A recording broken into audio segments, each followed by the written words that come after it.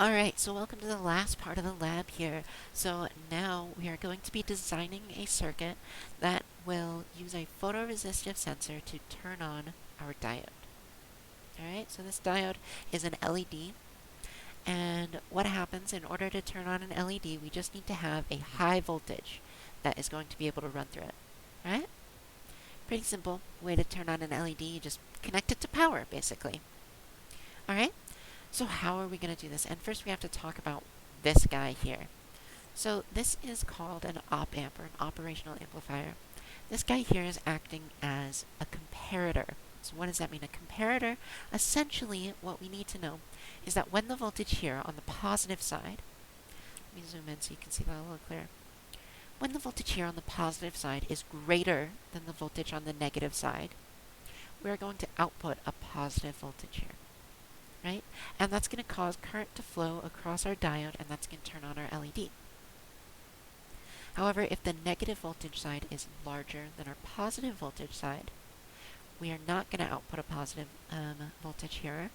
I believe for the comparator, we are going to just output a negative voltage there, which diodes, a special property of diodes, is that current can only flow one direction. So if we have a negative voltage here, nothing's going to happen. Current can't flow the other direction through a diode, so this diode will not turn on. Alright? So our goal is to design a circuit such that when our photoresistor changes values, this, when we reach the desired value, this voltage on the positive rail should become greater than the negative rail here. Alright? Now, the way photoresistive sensors work, just as a refresher, you should have already read through this in the lab sheet, but just as a refresher, the way photoresistive sensors work is that they change their own resistance depending on the input or the stimulus from their environment. So photoresistive, specifically their resistance, will change from 0, not exactly 0, but a low value, to a high value, depending on depending on the light that it is currently sensing. Okay? So, when we're designing our circuit, we are actually going to design it around what we want our threshold between light and dark to be, and what the corresponding voltage on our photoresistive sensor is in that case. Alright?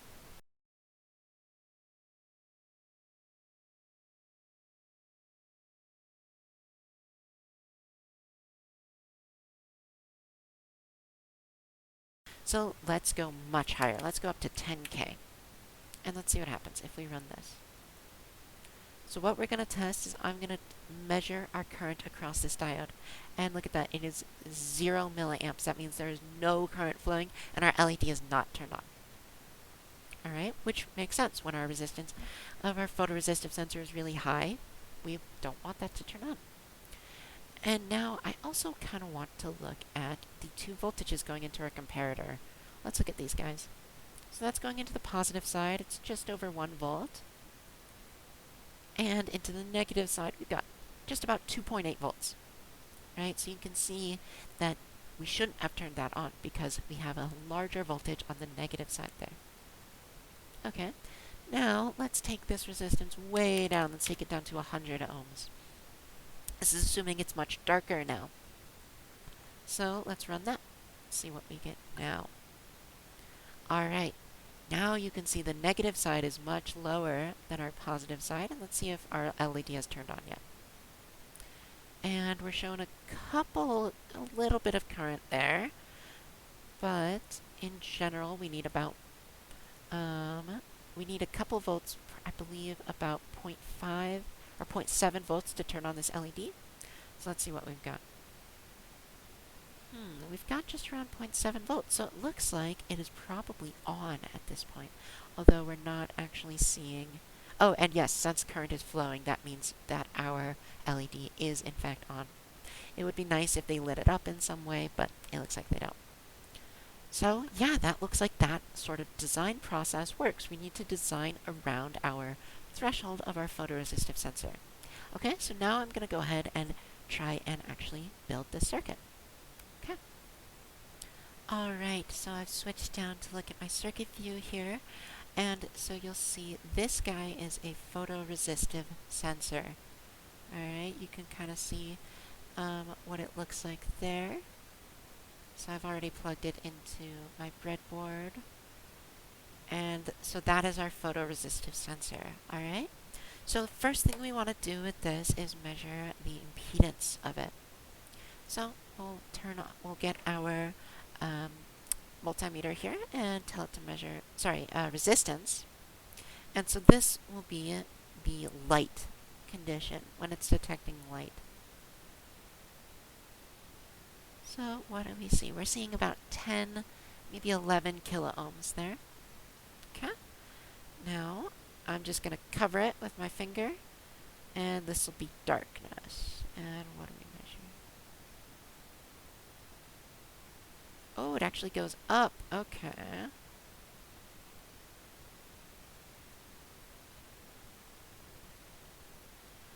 Alright, so let's look like 70 kiloohms there.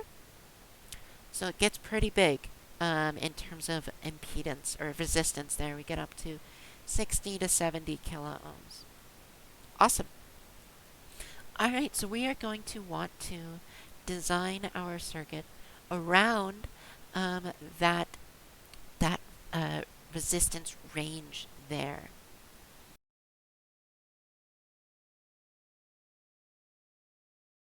And so I want this to be set to 5 volts. I'll set this to exactly 5 volts, just like that. And now when we start this, we are going to see our LED turn on. And if I cover this resistor, our photoresistor, it turns off. Alright, let me turn the light down here so I can make sure you can see that a little better. Wow, that just got completely worse. Alright. I'll try to turn the light up. There we go. So you can see our LED is on. Now we'll cover the photoresistor and it turns off. On. Off. Cool stuff, right? So that works exactly like the schematic that I showed you in the Multisim, or in LTSpice, sorry. Multisim is another Spice program that I've used before. So that works the exact same way. The only issue was the way my photoresistor works is when it has less light, its resistance goes up. And when it has more light, it goes down, which is what turns on our LED. Right, I'll make sure the LED's. So yeah, hopefully you can see that. Yeah, there you can see the LED's on.